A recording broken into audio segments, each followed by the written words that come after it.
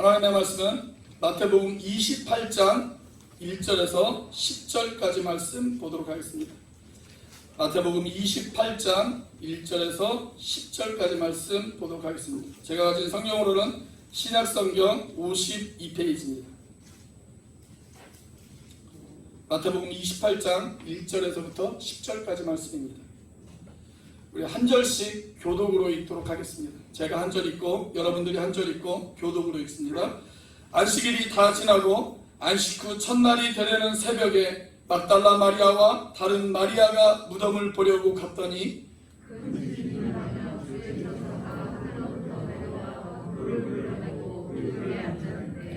그 형상이 번개 같고 그 옷은 눈같이 시꺼늘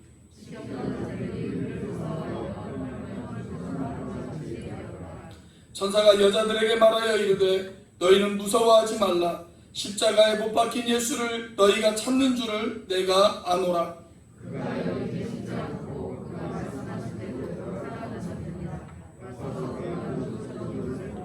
또 빨리 가서 그의 제자들에게 이르되 그가 죽은 자 가운데서 살아나셨고 너희보다 먼저 갈릴리로 가시나니 거기서 너희가 배우리라 하라. 보라 내가 너희에게 일렀느니라 하거늘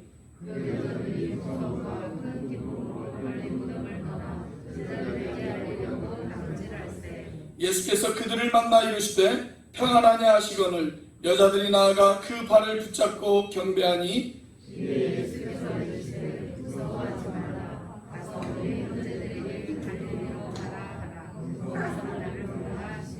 아멘. 오늘 우리가 부활절을 맞아 이렇게 예배를 드리는 것처럼 예수님이 부활하신 그날 그 첫 번째 부활절 날 아침에도 예배가 드려졌습니다. 그날의 성도는 여인들 몇 명이 전부였습니다. 그리고 그날의 설교자는 천사였습니다. 갑자기 그 여인들이 부럽지 않으십니까? 목사님의 설교도 좋지만 천사의 설교를 들으면 얼마나 행복할까? 그런 생각이 들지 않으세요? 그렇다면 오늘 저를 천사로 생각하시고 이 설교 말씀을 들으시기를 바랍니다. 자, 이미 말씀을 드렸듯이 그날 몇 명의 여인들이 그 현장에 있었습니다. 오늘 마태복음에 보면 그 여인들 중 2명의 이름이 소개가 되어지고 있습니다. 자, 1절 말씀입니다. 같이 한번 읽어보겠습니다. 시작. 안식일이 다 지나고 안식 후 첫날이 되려는 새벽에 막달라 마리아와 다른 마리아가 무덤을 보려고 갔더니, 자, 여기 보면 막달라 마리아가 등장을 해요. 그리고 또 다른 마리아가 등장을 합니다. 자, 학자들은 여기에 있는 다른 마리아는 아마 예수님의 어머니였던 마리아였을 것이다 라고 그렇게 추측하고 있습니다. 사랑하는 아들이 묻혀있는 그 무덤에 어머니였던 마리아가 찾아왔을 가능성이 충분히 있지 않겠습니까? 자, 그들은 본래 무덤에 누이신 예수님을 보려고 무덤가를 찾았습니다. 아마도 예수님 시체에다가 모략을 발라드리기 위해서 예수님 무덤을 찾았을 것입니다. 그 당시에 좀 귀한 사람이라고 생각되시는 분들이 세상을 떠나게 되어지면 그 사람에게 할 수 있는 최고의 행위가 뭐였냐면 모략을 발라드리는 것이었습니다. 이것이 바로 모략입니다. 모략나무가 있어요. 그 모략나무에다가 상처를 내요. 그러면 거기에서 진액이 나와요. 그리고 그 진액이 시간이 흐르면 딱딱하게 굳습니다. 그리고 이것을 모아다가 기름을 만들어요. 그러면 아주 좋은 화장품이 되어지기도 하고, 시체에 바르면 시체가 썩는 것을 꽤 오랫동안 막아줍니다. 그래서 꽤 오랜 시간 동안 시체를 원형 그대로 유지할 수가 있습니다. 자, 본래적으로는 사람이 죽으면 그 자리에서 바로 모략을 발라드리는 것이 일반적이었습니다. 그런데 예수님은 안식일 전에 바로 십자가에 돌아가셨기 때문에 시간이 별로 없었어요. 그래서 급하게 시신을 수습했습니다. 그래서 모략을 발라드릴 시간적인 여유가 없었습니다. 아마 이 여인들은 그것이 마음에 걸렸던 모양이에요. 그래서 안식일이 끝나자마자 그날 새벽, 해가 막 떠오르는 그 새벽에 이 여인들은 무덤가를 찾았습니다. 그리고 예수님의 시신에 모략을 발라드리기 위해서 예수님의 시신을 찾았을 것입니다. 그런데 바로 그날 그 자리에서 그들은 뜻밖에도 천사의 메시지를 듣게 되어집니다. 이 첫 번째 부활의 역사적인 현장에서 선포된 천사의 메시지는 과연 무엇일까요? 두 가지의 메시지가 선포되어졌습니다. 하나는 초대였어요. 두 번째는 명령이었습니다. 초대의 메시지가 선포되어졌고 명령의 메시지가 선포되어졌습니다. 자, 일단 첫 번째 초청의 메시지부터 살펴보도록 하겠습니다. 자, 6절 말씀입니다. 같이 한번 읽겠습니다. 시작. 그가 여기 계시지 않고 그가 말씀하시던 대로 살아나셨느니라. 와서 그가 누우셨던 것을 보라. 자, 여기에 중요한 동사 두 개가 등장하지 않습니까? 자, 어떤 동사들이 등장을 해요? 하나는 와서, 그 다음에는 보라. 그런 동사가 등장하죠. 와서 보라. 그렇게 이야기합니다. 더 줄이면 와 보라. 그 이야기죠. 자, 이건 초청이에요. 초청. 그런데 사실 이것보다 더 먼저 선포되어진 메시지가 있습니다. 5절 말씀입니다. 자, 5절 같이 한번 읽어보겠습니다. 시작. 천사가 여자들에게 말하여 이르되 너희는 무서워하지 말라. 십자가에 못 박히신 예수를 너희가 찾는 줄을 내가 아노라. 자, 천사가 처음에 한 말이 무슨 말이었어요? 너희는 무서워하지 말라. 그렇게 이야기했습니다. 무서워하지 말라. 왜 이 이야기를 했을까요? 여자들이 지금 무서워하고 있었거든요. 왜 안 무서웠겠어요? 제가 몇 달 전에 아마 토요일 날로 기억합니다. 주일날 설교 준비를 하기 위해서 거의 밤 12시 넘게까지 설교 준비를 하고 잠깐 예배당에 볼 일이 있어서 기도하기 위해서 예배당을 막 내려오고 있었어요. 3층에서 엘리베이터를 타고 1층으로 딱 내려오고 있는데 1층 문이, 엘리베이터 문이 딱 열리자마자 그 앞에 김상희 집사님하고 문영신 집사님이 딱 서 있는 거예요. 밤 12시에 말입니다. 제가 얼마나 놀랐겠어요. 가슴이 철렁했습니다. 정말 많이 놀랐습니다. 아마 주일 식사 준비를 위해서 밤늦게까지 수고하셨던 것으로 기억이 되어집니다. 그런데 여러분, 이날 새벽을 한번 생각해 보세요. 여인들이 무덤가를 찾았어요. 그런데 갑자기 흰 옷을 입은 사람이, 그것도 몸에서 영광스러운 광채가 빛나는, 화려한 광채가 빛나는 그 사람들이 무덤가에 서 있다고 한번 생각을 해보세요. 여러분, 얼마나 놀랐겠어요? 얼마나 무서웠겠어요? 자, 그래서 천사가 이야기합니다. 두렵지 말라, 놀라지 말라, 그렇게 이야기합니다. 그러면서 본격적인 부활의 메시지를 선포합니다. 자, 6절에 보시면 뭐라고 이야기를 하냐면 그는 여기 계시지 않고 말씀하시던 대로 살아나셨느니라. 할렐루야. 그렇게 이야기합니다. 말씀하신 대로 살아나셨느니라. 여러분, 이게 인류 역사상 부활의 첫 번째 메시지였습니다. 그가 여기 계시지 않고 말씀하신 대로 살아나셨느니라. 자, 주님이 살아계시다고 하는 이 선포와 함께 천사는 여자들을 이렇게 쫓아갑니다. 와서 보십시오. 와서 보십시오.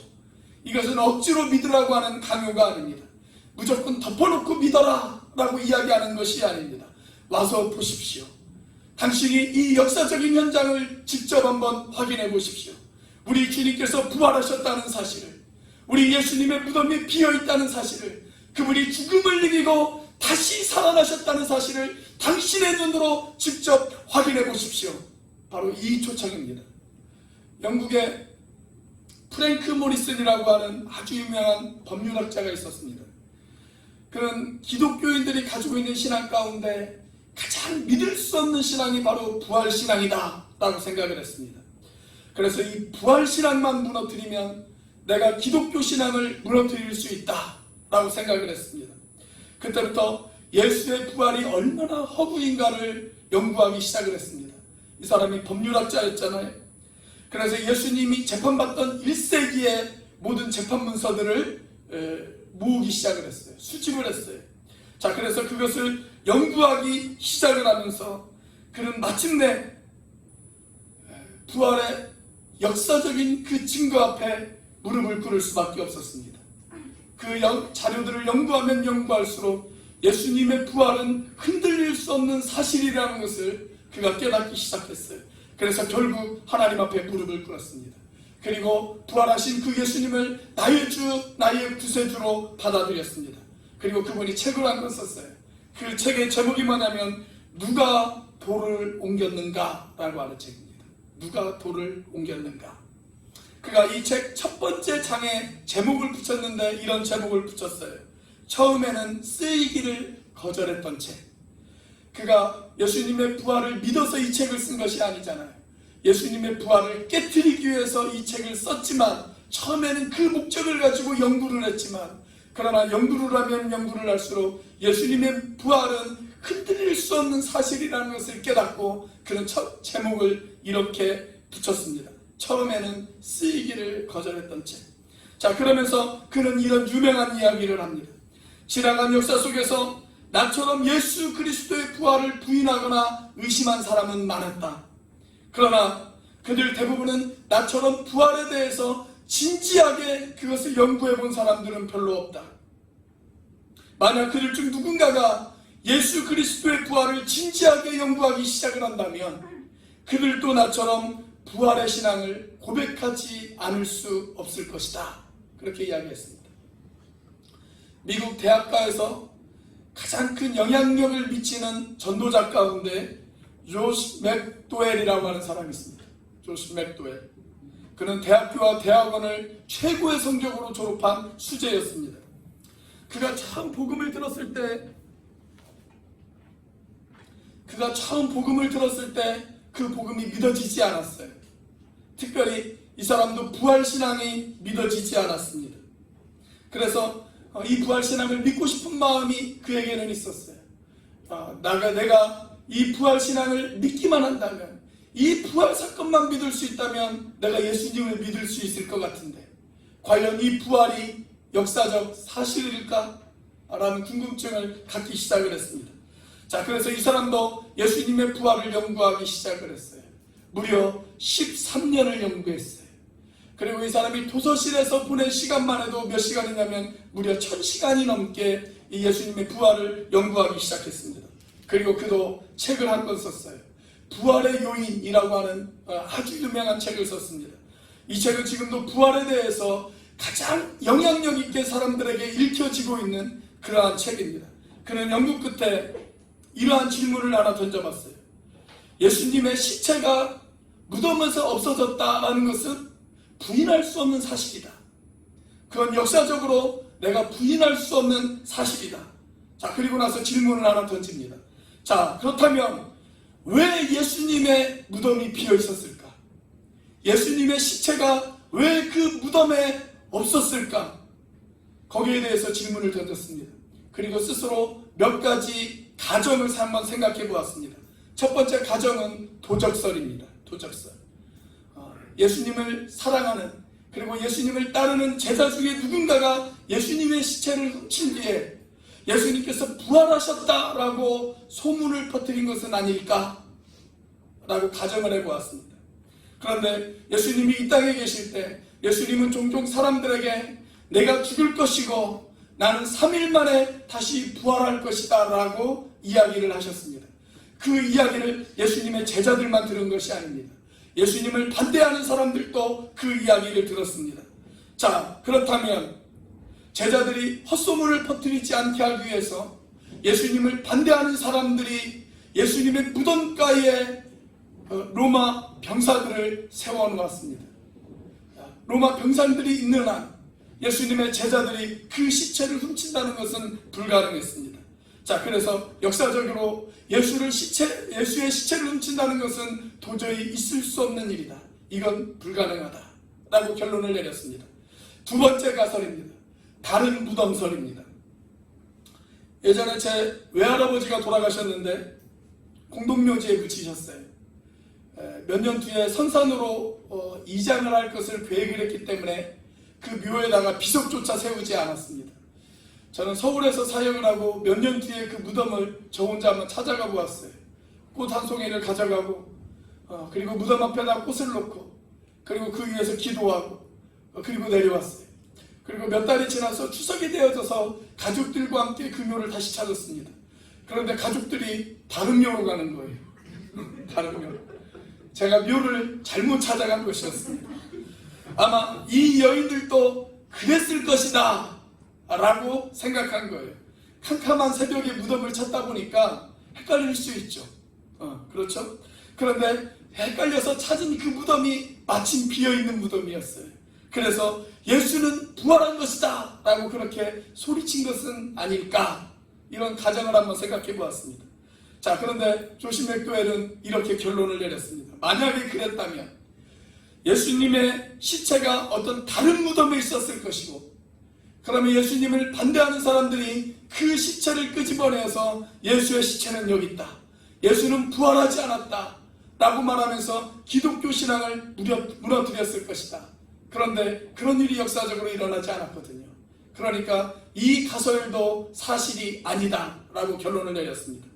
자, 세 번째 가설은 기절설입니다. 졸도설도 있어요.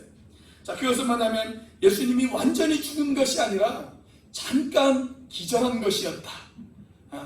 근데 이스라엘의 무덤은 우리들의 무덤하고는 좀 달라요. 우리들의 무덤은 땅을 파서 시신을 그 안에다가 집어넣고 다시 흙을 덮는 그런 무덤이잖아요. 근데 이스라엘의 무덤은 그렇지 않습니다. 이스라엘의 무덤은 굴을 파요. 그리고 그냥 시신을 그 위에다가 올려놓아요. 그리고 앞에 큰 돌로 그 입구를 막아버리는 것입니다. 자, 그렇기 때문에 예수님께서 동굴 속에서 기절해 있다가 새벽이 되어지니까 서늘한 공기가 들어오잖아요. 아무리 돌로 잘 밀봉을 했어도 공기가 들어오거든요. 서늘한 공기가 들어와요. 공기가 차가워지자 기절했던 예수님이 다시 깨어나서 유유히 무덤 바깥을 향해서 걸어 나오지 않으셨을까? 이게 바로 기절설입니다. 그런데 이것은 의학적으로 불가능합니다. 왜냐하면 예수님께서 죽으신 다음에 그 죽음을 확인하기 위해서 로마의 병정들이 예수님의 옆구리를 창으로 찔렀습니다. 그리고 그 순간 물과 피가 흘렀다라고 성경은 우리에게 가르쳐주고 있습니다. 이건 살아있는 사람들에게는 불가능한 일이에요. 그래서 예수님께서 죽었다라고 하는 것은 역사적인 사실입니다. 자, 네 번째 가설은 소위 환상설입니다. 환상설. 예수님을 좋아하던 사람들이 예수님을 하도 사모하다 보니까 갑자기 눈에 헛것이 보이기 시작을 하는 거예요. 그래서 야, 예수님이 살아나셨다, 이렇게 소문을 퍼뜨린 것은 아닐까. 그런데 부활을 목격한 사람들이 성경에 최소한 몇 명이냐면 500명이 넘어요. 이 500명의 모든 사람들이 다 예수님의 환상을 보았을까요? 그것은 불가능한 것입니다. 그래서 역사적 사실 앞에 그가 무릎을 꿇을 수밖에 없습니다. 그러면서 계속 질문을 던집니다. 왜 무덤이 비었을까? 그리고 그는 드디어 한 가지 흔들릴 수 없는 결론 앞에 도달하기 시작합니다. 왜 예수의 무덤은 비었는가? 그것은 그가 성경이 예언한 그대로, 그가 말씀하신 그대로 그는 진실로 죽음에서 부활하셨다. 할렐루야. 여러분, 예수님은 부활하셨습니다. 그분은 죽음에서 부활하셨습니다. 오늘 천사는 이야기합니다. 와서 보십시오. 이 사실을 당신의 눈으로 직접 확인해 보십시오. 이 첫 번째 부활의 현장에서 천사는 지금도 우리들을 초청하고 있습니다. 혹시 여러분들 가운데 이 부활의 사실을 아직도 믿음으로 받아들이지 못하시는 분들이 계십니까? 그렇다면 와서 보십시오. 예수님께서 부활하셨다는 그 사실을, 무덤이 비어있는 그 사실을, 그리고 그분이 죽음에서 이기신 그 사실을, 그분이 우리에게 첫 번째 부활의 열매가 되셨다는 그 사실을 여러분들이 믿으시기를 주의 이름으로 축원합니다. 자, 두 번째 메시지, 명령의 메시지입니다. 처음에는 초청으로 시작해서 이제는 명령으로 바뀝니다. 자, 어떤 명령으로 바뀔까요? 7절 말씀입니다. 같이 한번 읽어보도록 하겠습니다. 시작. 또 빨리 가서 그의 제자들에게 이르되 그가 죽은 자 가운데서 살아나셨고 너희보다 먼저 갈릴리로 가시나니 거기서 너희가 배우리라 하라. 보라, 내가 너희에게 일렀느니라 하거늘. 자, 명령도 두 가지로 되어져 있어요. 두 가지. 첫 번째는 뭐예요? 빨리 가라. 빨리 가라. 자, 그 다음에 두 번째 단어는 우리가 성경에는 분명하게 나와 있지 않아요. 우리가 가진 성경에는 분명하게 나와 있지 않지만 이렇게 기록되어 있죠.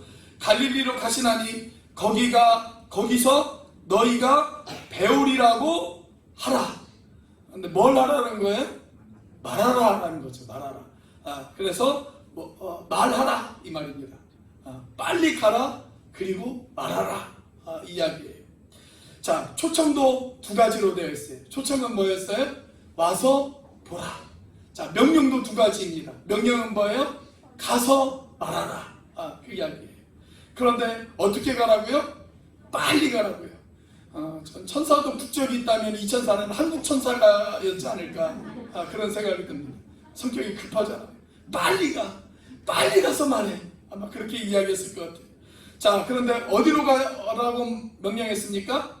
갈릴리로 가라. 그렇게 이야기했어요. 왜 하필 갈릴리였을까요? 우리가 예수님의 부활 사건을 연구해 보면 몇 가지 우리의 상식을 뛰어넘는 혹은 우리의 상식을 파괴하는 그런 사건들을 우리가 접하게 되어집니다. 첫 번째는 예수님께서 부활하신 날이에요. 제가 만약 예수님이라면 저는 안식일 날 부활합니다. 안식일 날. 본래 안식일은 언제죠? 금요일 해가 진 이후부터 토요일 해가 질 때까지가 안식일입니다. 그날은 유대인들은 그날을 아주 거룩하게 지켰어요. 그러니까 여러분 어떤 날 여러분들 부활하시겠습니까? 이왕이면 거룩한 날 부활해야 유대인들에게 접근하기가 쉽지 않겠습니까? 그런데 우리 주님께서는 안식일 날 부활하지 않으셨어요. 언제 부활하셨어요? 1절 말씀에 보면 안식 후 첫날 부활하셨어요. 안식 후 첫날. 토요일 안식이 끝나고 첫날. 그럼 언제예요? 주일이죠. 우리가 주일이라고 하는 일요일입니다. 그래서 기독교는 안식일을 지키는 것이 아니에요. 예수님의 부활을 기념해서 우리는 주일을 지키는 것입니다. 자, 그런데 그것은 우리의 개념이에요. 유대인의 개념에는 주일은 세속적인 날입니다. 세속적인 날. 우리가 월요일을 생각하는 것과 똑같아요. 요즘 사람들에게 일주일이 이렇게 지나간다고 그러죠. 월, 화, 수, 오, 금, 토일 이렇게 지나간다고 그러잖아요. 토요일하고 주일이 왜 그렇게 빨리 지나가는지 몰라요. 그리고 월요일이 딱 시작되어지면 무엇이 시작됩니까? 월요병이 시작되어집니다. 월요병. 저희 아내가 금요일부터 쉬었어요. 금요일 날 하루 휴가를 얻어서 금요일 날 쉬었고 어제도 쉬었고 오늘도 쉬고 있습니다. 제가 오늘 아침에 물어보았습니다. 3일을 쉬었더니 몸이 찌뿌듯하지? 아니, 더 쉬고 싶어. 그렇게 이야기하더라고요. 우리는 월요일만 되어지면 월요병을 느끼기 시작합니다. 학생들은 학교에 가야 되고 직장인들은 직장에 출근을 해야 됩니다. 바쁩니다. 그리고 돌아올 주말이 엄청나게 멀게 그렇게 느껴지기 시작합니다. 여러분, 유대인들이 생각하는 월요일, 유대인들이 생각하는 주일은 바로 그런 날이었어요. 그런 날. 그런데 하필 우리 예수님께서 그 부활의 날을 이 주일로 잡으신 거예요. 그러니까 우리의 상식을 깨는, 유대인들의 상식을 깨는 그런 파격적인 사건이었습니다. 자, 또 하나 우리의 상식을 깨는 것은 부활하신 주님이 제일 먼저 만난 사람들이었어요. 자, 일단 이 여인들이 처음에 무덤가에 찾아가서 천사를 만났습니다. 그리고 천사를 만난 그 다음에 다시 예수님이 그들에게 나타나셨어요. 9절 말씀에 보니까 천사를 본 여인들에게 예수님이 나타나십니다. 하루도 놀라시는 분이 안 계시네요. 여러분, 부활하신 첫 번째 목격자가 여자들이었습니다. 여자들. 네. 그뿐만이 아니라 주님께서 이 여성들에게 이렇게 명령하십니다. 가서 내가 부활했다는 소식을 제자들에게 알려라. 그렇게 이야기했어요. 그러니까 이 여성들은 부활의 첫 번째 목격자였을 뿐만이 아니라 첫 번째 증인이었어요. 그 부활을 알리는 첫 번째 증인이었습니다. 그런데 여러분, 참 흥미로운 것은 뭐냐면 이 복음서가 쓰여져 있던 1세기 당시에 여자들이 법정에 증언을 하게 되어질 경우 그 증언은 법정에서 증거로 효력이 없었습니다. 그러니까 여자들은 법정 증인의 자격이 되어지지를 않았어요. 우리 자매님들은 오늘 이 시대 여성으로 태어난 것을 하나님 앞에 감사하시길 바랍니다. 자, 그런데 부활하신 주님이 제일 먼저 누구에게 나타나셨다고요? 여자들에게 나타나셨어요. 그리고 나타나셨을 뿐만 아니라 그 여성들을 증인으로 삼아 부활 소식을 알리는 첫 번째 증인이 되었습니다. 자, 이것도 파격적인 사건이었어요. 자, 세 번째, 파격적인 사건은 예수님께서 이 여성들에게 갈릴리로 가라 그렇게 이야기하셨어요. 그리고 예수님 당신도 갈릴리로 가시겠다라고 그렇게 말씀을 하십니다. 자, 만약 제가 예수님이라면 저는 갈릴리로 가지 않습니다. 어디로 갔을까요? 사람들이 많은 곳, 아마 예루살렘으로 갔을 것 같아요. 요즘 선거철인데 후보들이 어디에 많이 몰립니까? 사람들이 많이 모여있는 곳, 그곳으로 가잖아요. 만약에 제가 예수님이었다면 저 같으면 노영 오거리로 갔을 것입니다. 그리고 거기에서 사람들에게 관심을 받고 시선을 끄는 아마 그런 일을 했을 거예요. 그런데 우리 주님께서는 이 여인들을 어디로 보내셨어요?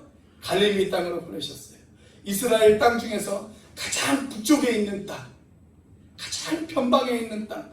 물론 이 갈릴리가 북쪽에 있는 땅이기는 하지만 북쪽에 있는 도시 중에서 가장 번성한 도시이기는 했습니다.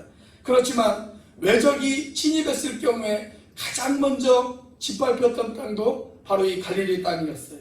그래서 이 갈릴리에는 외국 사람들과 결혼한 사람들이 많았습니다. 그렇기 때문에 혈통을 중요하게 생각하는 유대인들 입장에서는 이 갈릴리는 더럽혀진 도시였어요.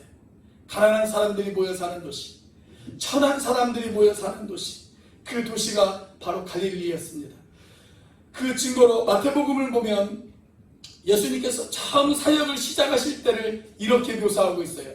마태복음 4장 15절 같이 한번 읽어보겠습니다. 시작. 스불론 땅과 납달리 땅과 요단강 저편 해변길과 이방의 갈릴리여. 자, 여기 보면 갈릴리를 뭐라고 부르고 있습니까? 이방의 갈릴리 그렇게 부르고 있습니다. 분명히 갈릴리는 이스라엘 땅이에요. 그런데 유대인들은 이 갈릴리를 마치 이방 도시처럼 취급해버렸어요. 그래서 이방의 갈릴리여 그렇게 부릅니다. 천대받는 도시, 소외받는 도시, 그렇게 소외당한 사람들이 모여 살던 가난한 민중들의 도시가 바로 이 갈릴리였습니다. 자, 그 다음 마태복음 4장 17절을 보면 이런 말씀이 있어요. 17절 말씀 같이 한번 읽어보겠습니다. 시작. 이때부터 예수께서 비로소 전파하여 이르시되 회개하라 천국이 가까이 왔느니라 하시더라. 자, 예수님의 사역이 이때부터 시작되었어요. 이때부터 예수님께서 천국 복음을 증거하기 시작하셨습니다. 그 장소가 어디였어요? 갈릴리였어요. 갈릴리. 천국 복음이 처음 선포되어진 곳, 그것이 바로 갈릴리였습니다. 자, 그런데 부활하신 주님은 부활 사건을 목격한 이 여인들을 다시 어디로 보냅니까? 갈릴리로 보냅니다. 왜 예루살렘으로 보내지 않으셨을까요? 예루살렘에 가면 거기에는 소위 똑똑한 지식인들이 있습니다. 거기에는 부자들이 있습니다. 거기에는 이스라엘 땅 전역에 영향력을 미칠 수 있는 권세를 잡은 사람들이 있었습니다. 그러나 예수님께서는 여인들을 그곳으로 보내지 않으셨습니다. 오히려 갈릴리로 보내셨습니다. 부자들은 자신이 가지고 있는 돈 때문에 하나님을 신뢰하지 못하고, 지식이 많은 사람들은 자기가 가지고 있는 지식과 지성 때문에 그것을 믿음으로 말미암아 하나님을 신뢰하지 못하고, 그리고 권세를 잡은 사람들은 그 권세 때문에 하나님을 믿지 못하는 그 사실을 우리 주님께서는 누구보다도 잘 알고 있었습니다. 자, 그런데 마음조차 가난한 이 갈릴리 사람들은 어떠했을까요? 그들은 하나님의 도움을 너무나도 애타게 찾고 있었습니다. 하나님의 기다림을 애타게 찾고 있었어요. 그래서 예수님께서 그 사실을 안 예수님께서 부활의 기쁜 소식을 처음으로 전한 곳, 그것이 바로 갈릴리였다라고 하는 사실입니다. 사랑하는 여러분, 거기에 가난에 찌들린 사람들이 있었습니다. 그 사람들이 예수님의 부활 소식을 듣고 그들의 마음이 어떠했을까요? 그들은 지금까지 젊은 선지자 예수가 하나님의 아들이라고, 그분이 메시아였을 것이라고 그렇게 소망을 걸고 살았던 사람들이었습니다. 그런데 그 예수가 어느 날 갑자기 십자가에 못 박혀 죽었습니다. 그들이 얼마나 충격을 받았을까요? 그들이 얼마나 낙심해 있는 상태였을까요? 그런데 갑자기 여인들에게 이상한 소리가 들리기 시작을 합니다. 그 예수님이 부활하셨다는 것이죠. 그분이 이야기하신 대로 다시 살아나셨다라는 이야기를 듣습니다. 그 이야기를 듣는 순간 그들에게는 그것이 기쁨이었을 것입니다. 희망이었을 것입니다. 항상 짓밟히며 살았던 그들에게 예수의 부활은 참된 평안과 소망을 가져다주는 그러한 사건이었을 것입니다. 예수의 부활은 그들에게 가슴 벅찬 희망의 사건이었습니다. 갈릴리에 병들었던 사람들, 지쳐있던 사람들, 죽음을 기다리고 있던 사람들, 그들에게 우리 주님의 부활 소식이 선포되어졌습니다. 자, 또 하나 흥미로운 사실이 있습니다. 7절 말씀을 한번 보시기 바랍니다. 이 여인들이 예수님의 부활을 전할 때 제일 먼저 그 부활을 전해야 될 대상, 그게 누구였습니까? 7절에 보시면 빨리 가서 누구에게 전하라고요? 제자들에게 전하라, 그렇게 이야기했습니다. 제자들에게. 사랑하는 여러분, 부활의 소식을 처음 들어야 될 사람은 안 믿는 사람들이 아니었습니다. 믿는 제자들이었습니다. 그들이 부활의 소식을 들어야만 했습니다. 여러분, 지금 제자들의 상황은 어떤 상황 가운데 있습니까? 그들은 예수님의 제자였습니다. 그들은 3년이 넘게 예수님을 따라다녔던 사람들이었습니다. 그리고 주님과 생명을 같이 하겠노라고 그렇게 고백했던 사람들이었습니다.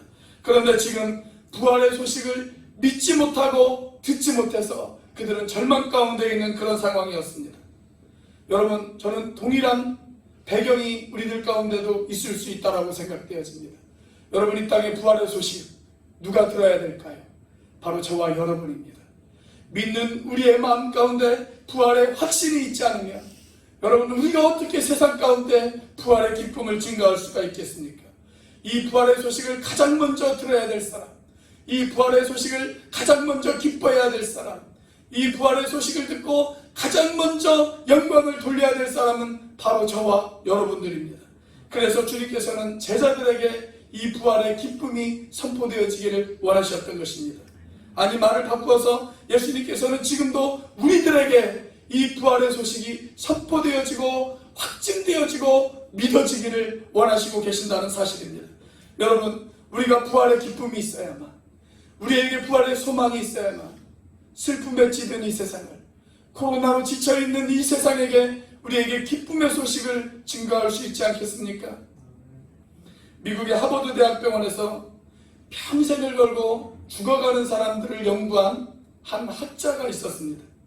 그 사람의 이름이 엘리자베스 큐블러로스라고 하는 여성입니다. 이분은 죽음에 관한 아마 전 세계에서 가장 많은 연구를 한 사람 중에 한 사람이라고 생각이 되어집니다. 논문도 아주 많이 썼습니다.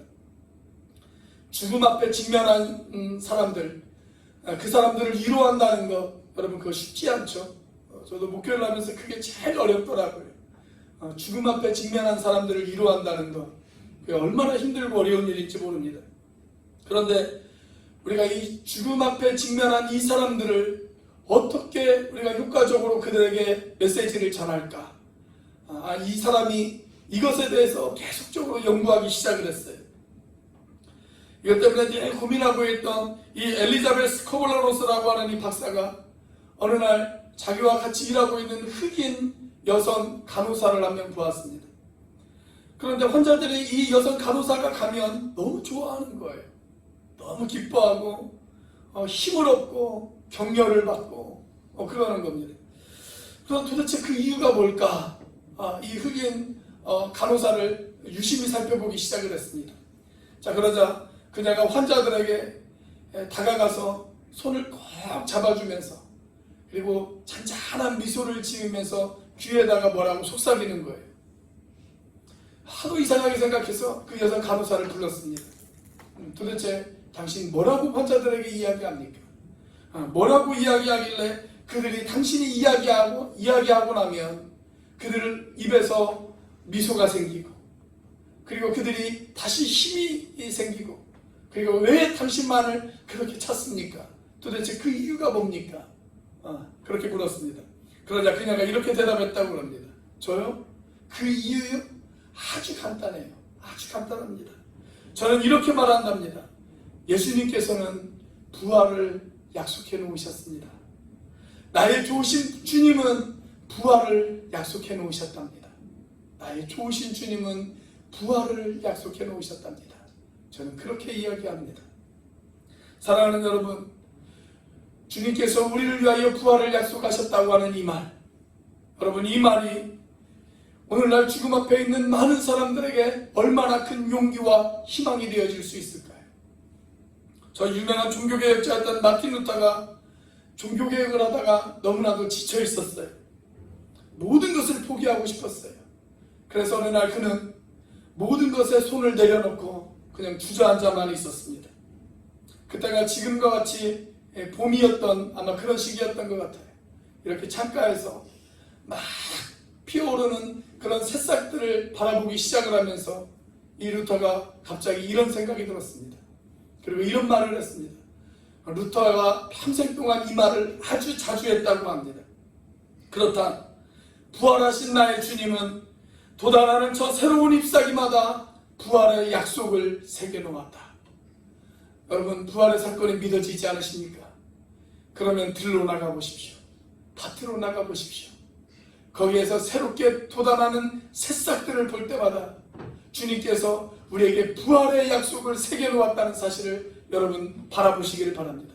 사랑하시는 여러분, 사막 같은 우리의 인생, 그 인생 가운데 장미꽃이 다시 피어오르기 위해서, 우리의 메말라버린 인생 가운데 생명의 강이 다시 흐르기 위해서 2000년 전 예수님께서는 십자가에 돌아가셨습니다. 그리고 그분은 다시 살아나셨습니다. 다시 사신 주님께서 우리에게 이렇게 말씀하십니다. 빨리 가라. 빨리 가서 전하라 라고 이야기하십니다. 오늘은 부활주일이자 동시에 선교주일입니다. 사랑하는 여러분, 우리가 이 부활의 기쁜 소식을 누구에게 전해야 될까요? 아직까지 희망이 없는 사람들, 소망이 없는 사람들, 죽어가는 그 사람들, 여러분, 그 사람들에게 우리가 빨리 가서 전해야 되지 않겠습니까? 이 명령을 수행하기 위해서 우리 오늘리교회는 세워졌습니다. 그리고 우리 오늘리교회는 이 명령을 지킬 것입니다. 저와 여러분들이 이 명령 앞에 순종할 수 있는 저와 여러분들이 되시기를 주의 이름으로 축원합니다. 기도하시겠습니다.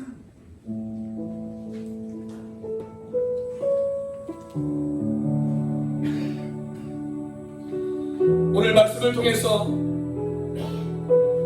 오늘 이 시대 우리의 책임, 이 땅에 있는 교회의 책임이 무엇인지를 우리가 깨달았습니다. 오 하나님, 부활하신 주님을 증거하며 살아가는 저희가 되어질 수 있도록 인도하여 주시옵소서. 특별히 코로나로 인하여 병들어하고 있는 이 땅에, 코로나로 인해 아파하고 있는 사람들 가운데 하나님, 이 땅에 부활의 기쁜 소식이 증거되어질 수 있도록, 그리고 그 일에 우리가 도구가 되어질 수 있도록 우리를 사용하여 주시옵소서. 우리 시간 한 목소리로 하나님 앞에 기도하도록 하겠습니다. 같이 기도합니다. 하늘에 살아계시며 역사하시는 하나님 아버지 감사합니다. 오 하나님, 아버지 하나님 와서 보라, 천사 우리에게 말씀했습니다. 아버지 하나님의 부활의 그 기쁜 소식을 아버지 하나님 내 눈으로 직접 보고 하나님 내 마음 가운데 믿어질 수 있는 우리 사랑하는 성도들이 되어질 수 있도록 인도하여 주옵소서. 아버지 하나님의 그리고 그 사실이 믿어졌다면 아버지 하나님 이제 가서 전하라라고 말씀하시는 아버지 하나님의 주님의 음성을 듣고 아버지 하나님 우리가 가서 증거할 수 있도록 도와주시옵소서. 아직도 부활의 이 기쁜 소식을 전해듣지 못한 사랑하는 사람들에게, 아버지 하나님 코로나로 인하여 죽어가는 사람들에게, 아버지 하나님 아파하는 사람들에게, 하나님 희망이 없는 사람들에게, 하나님 예수님 우리의 부활의 기쁜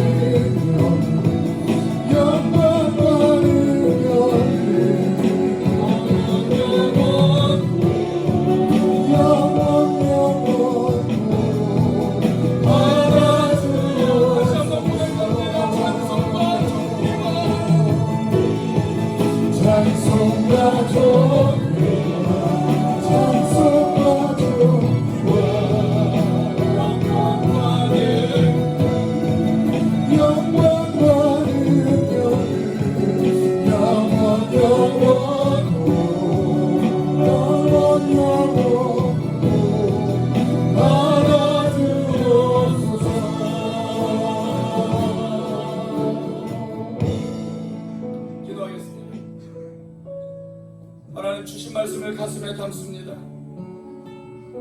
우리가 때를 얻든지 못 얻든지 우리의 발걸음이 미치는 모든 곳에서 우리가 만나는 모든 사람들에게 이 부활의 기쁜 소식을 증거할 수 있기를 원합니다.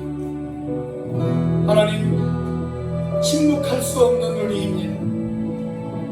그 부활의 영광을 목격했기에, 그 부활의 소망이 우리 가운데 있기에 하나님, 침묵할 수 없는 우리의 입술입니다.